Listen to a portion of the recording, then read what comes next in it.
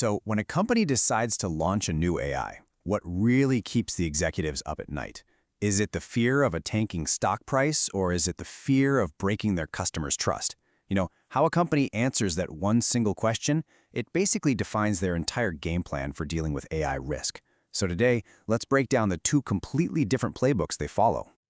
All right, before we dive in, just the usual quick reminder. This is part 3 of a 15-part overview of a much larger research report, and as you can probably guess, we're only scratching the surface here. Also, this is not legal advice and comes with no warranty of any kind. Okay, let's get to it. Here's our game plan. We're going to start with the absolute core question of AI risk. Then we'll explore those two opposing playbooks, one for the shareholders and one for the customers. After that, we'll put them head-to-head to see the differences, and we'll wrap up by talking about why any of this actually matters to you. So it really all boils down to this one simple question. What does a company fear the most? Seriously, the answer to that, whether it's losing money or losing trust, that tells you everything you need to know about its identity and every single rule it's going to set for its AI. And just so we're all on the same page, when we talk about an AI risk assessment framework, all that really is a company's formal process for figuring out the potential downsides of using AI. You can just think of it as their official rulebook for what they're supposed to worry about and just how much to worry about it. Okay, first up, the Shareholder Value Playbook. And well, the name kind of gives it away, doesn't it? For these companies, the number one priority above all else is protecting the financial bottom line of the business.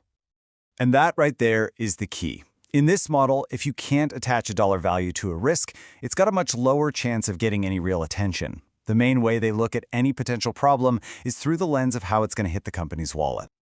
So, what gets their attention? We're talking about things like huge government fines, getting sued, operational meltdowns that cost a fortune, or, falling behind the competition.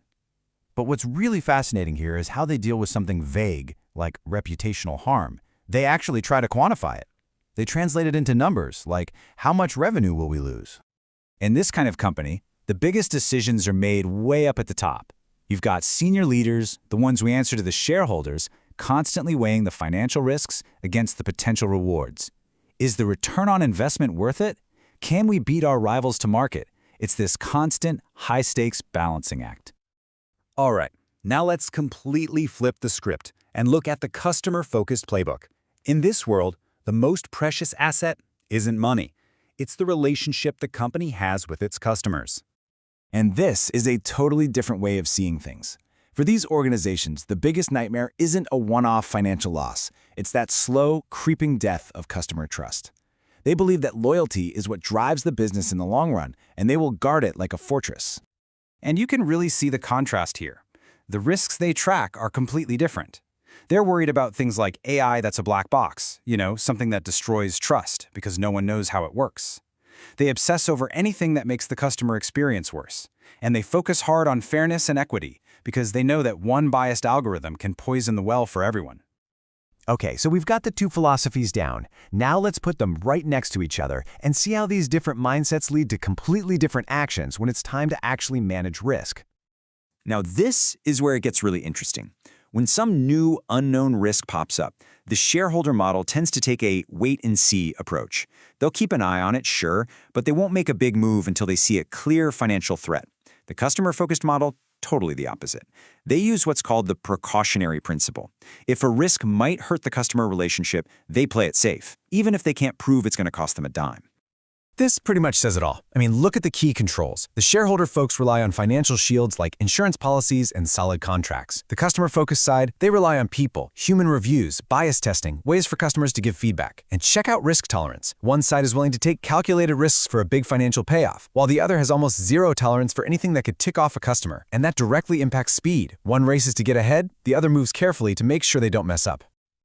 So, yeah, we've been talking about corporate strategy, but believe me, this isn't just some boring business school concept. These choices have real, actual consequences that affect all of us every single day. Really think about it for a second.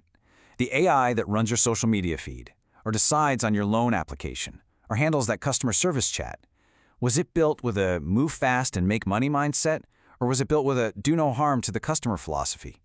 The answer to that question is shaping your world right now. Now, the big takeaway here is that neither of these approaches is necessarily bad.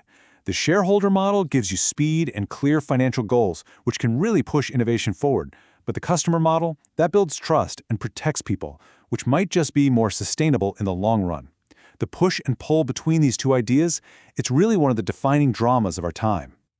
And this quote from the research really just nails that tension perfectly. It leaves us with one last thing to think about.